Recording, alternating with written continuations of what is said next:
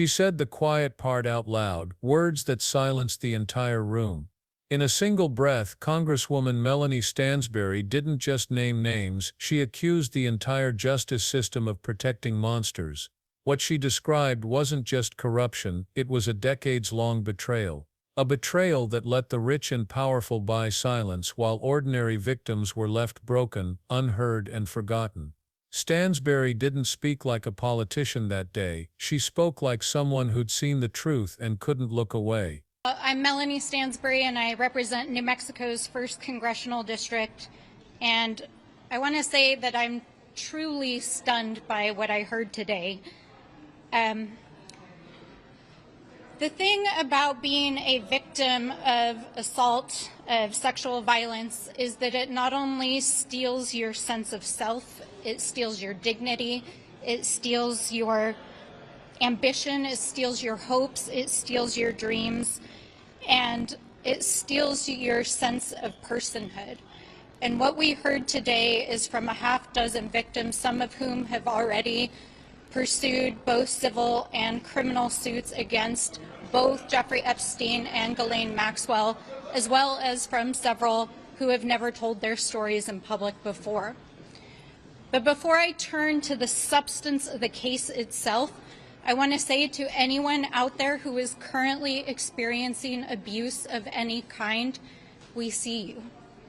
We are here fighting for you, and we will fight for justice for every person who is experiencing sexual violence in this country, and that is what this case is actually about.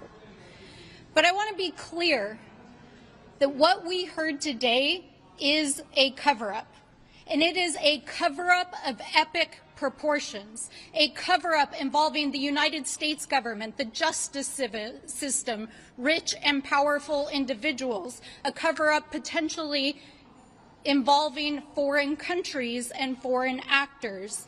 And yes, here today in this House, as our colleagues are up in the House chamber in the Rules Committee, a cover-up by the Republicans in this chamber. Because as you will find out in the coming days and weeks, this goes all the way to the top.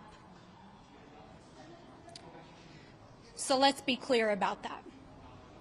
There has been a systemic failure of the justice system for decades. A systemic failure to hold people who are powerful and have money to account, and that has allowed not just hundreds but potentially thousands of women, not only in the United States but around the world, to be bought, sold, and trafficked for sex, not only by Jeffrey Epstein but by his associates and his rich and powerful friends.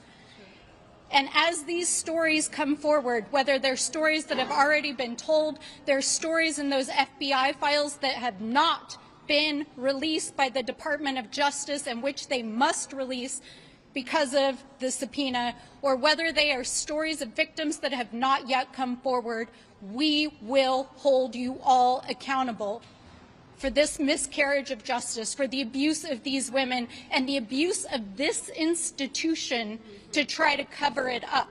Because there happens to be a very powerful person at the top who doesn't want these stories out.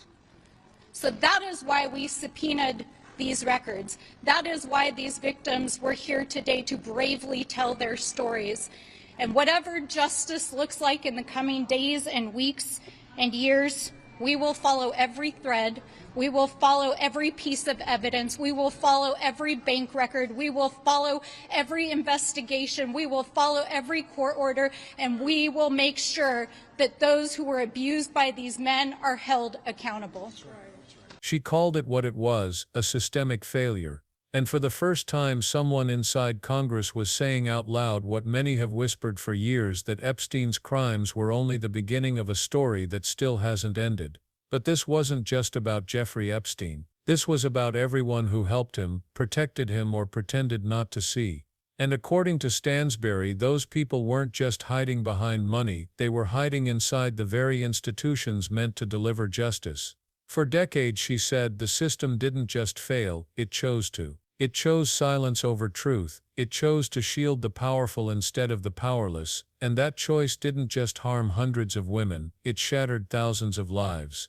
Women across the U.S. and beyond were bought, sold, and trafficked, not just by one predator but by a network of enablers protected by power.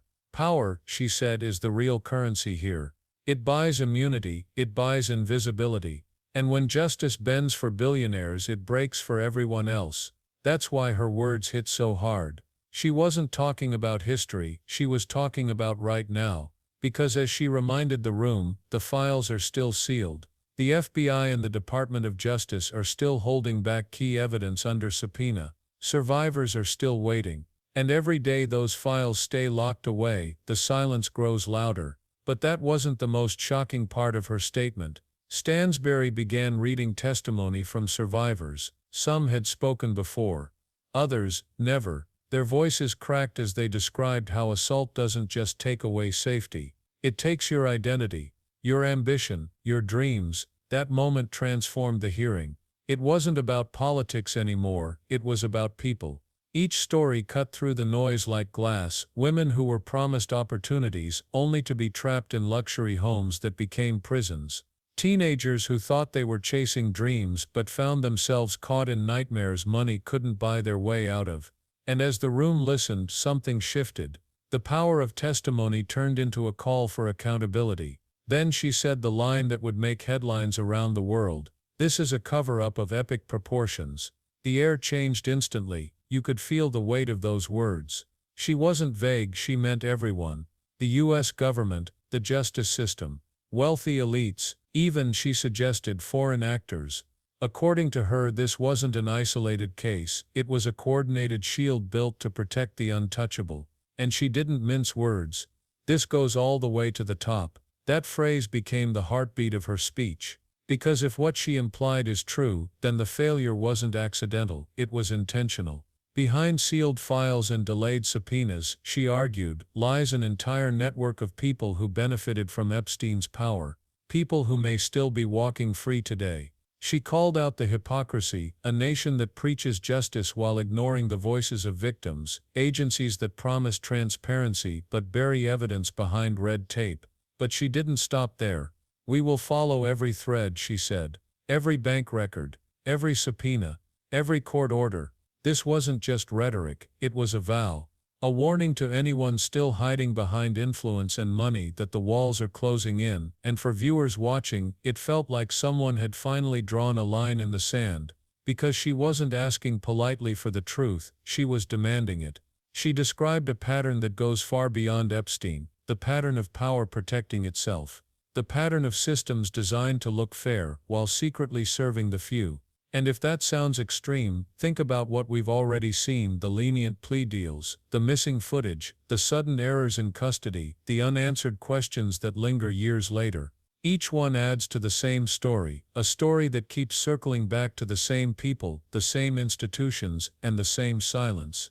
Stansberry's words weren't about reliving old scandals, they were about exposing the ongoing rot. She asked one question that still haunts people: if this can happen in plain sight, with everyone watching, what else is happening that we don't see?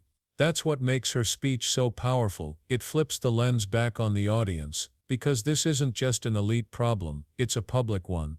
Every time the powerful get away with it, it signals that laws only apply to the poor, the powerless, and the voiceless.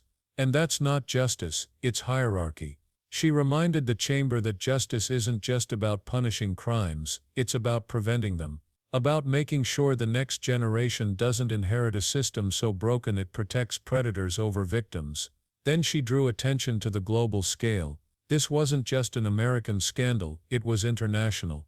Victims in multiple countries, financial networks crossing borders, powerful names appearing in foreign records. The implication was clear: this wasn't just a failure of justice, it was a failure of humanity.